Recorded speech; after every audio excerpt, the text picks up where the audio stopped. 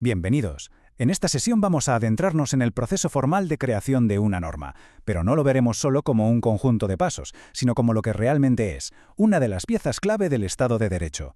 Analizaremos su arquitectura, sus mecanismos y, por supuesto, sus fundamentos. Y esta primera idea es fundamental. Tengan claro que el proceso legislativo no es un acto de poder sin más, no es unilateral, es en su misma esencia un sistema de controles, un diálogo constante entre los poderes del Estado. Está diseñado precisamente para que haya deliberación, para que se ponderen las decisiones y para mantener ese equilibrio tan delicado y necesario. Bien, este será nuestro recorrido. Empezaremos con una introducción al poder de crear leyes. Después nos meteremos de lleno en los detalles del proceso. Luego analizaremos los fundamentos y los límites que impone la Constitución. Y para terminar, cerraremos con una reflexión sobre por qué este sistema está diseñado para ser una garantía. Empecemos entonces. En este primer módulo vamos a sentar las bases. Vamos a entender cómo nacen las leyes en un Estado de Derecho, que, como ya pueden imaginar, no es por un simple acto de voluntad política, sino como el resultado de un proceso muy bien definido por el ordenamiento jurídico. Y es que, antes de ver cada uno de los pasos, es vital que comprendamos esto. La capacidad para crear normas generales que nos obligan a todos es quizá la manifestación más pura del poder del Estado. Y precisamente por eso la Constitución la rodea de cautelas, la regula con detalle, diciendo quién puede hacerlo, cómo debe hacerlo y, sobre todo, hasta dónde puede llegar. Muy bien, pues ahora sí, pasemos al corazón de nuestro análisis.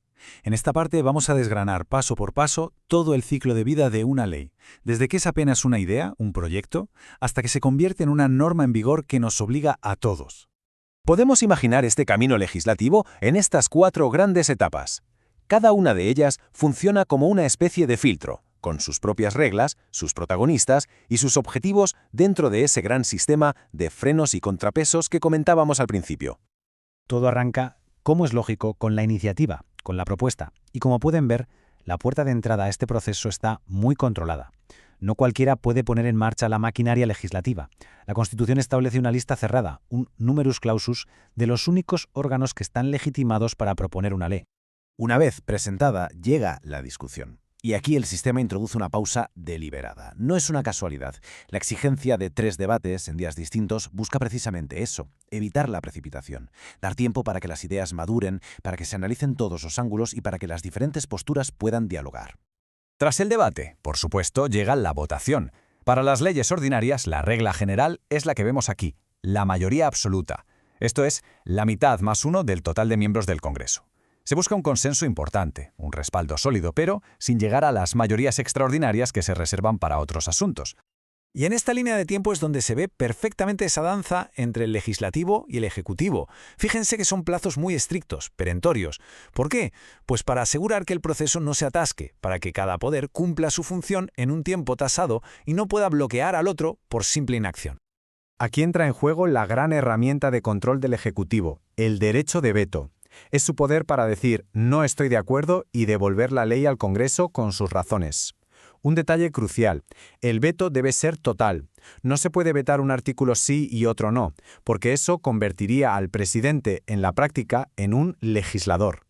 Pero, ¿y qué pasa si el Ejecutivo simplemente no hace nada?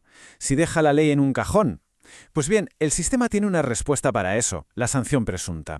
Si en 15 días no hay respuesta, se entiende que la ley ha sido aceptada tácitamente.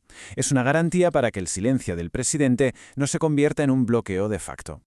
Ahora bien, si el Ejecutivo veta la ley, ¿se acaba la historia? No necesariamente. La pelota vuelve al tejado del Congreso, que tiene la última palabra. Aquí vemos lo que se llama la primacía legislativa. Si el Congreso consigue reunir una mayoría muy reforzada de 2/3, puede superar el veto. Es un umbral alto claro, porque refleja la seriedad de un choque entre poderes. Y por fin, el último paso. Una ley, una vez aprobada y publicada, no entra en vigor al segundo siguiente. Existe un periodo, la llamada vacatio legis, que normalmente es de 8 días. ¿Y para qué sirve? Pues para algo fundamental en un Estado de Derecho. Para que la gente pueda conocer la ley antes de tener que cumplirla. Es una manifestación clara del principio de seguridad jurídica. Perfecto.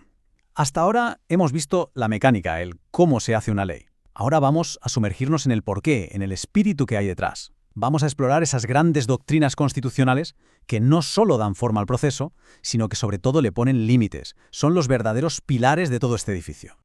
Esta tabla nos resume 4 de esos principios capitales que vamos a comentar, desde el principio de legalidad, pasando por la jerarquía constitucional que emana, entre otros del artículo 175 de la Constitución, las leyes de rango constitucional o los mandatos de legislar. Cada uno de ellos, como ven, funciona como una barrera, como un límite al poder del legislador. Y aquí tenemos la regla de oro, el principio de los principios, encapsulado en el artículo 175. La supremacía de la Constitución es absoluta.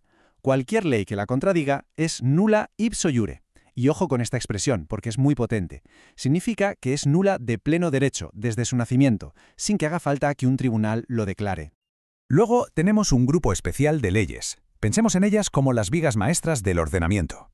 Por la materia tan sensible que regulan, la propia Constitución las protege con un blindaje especial.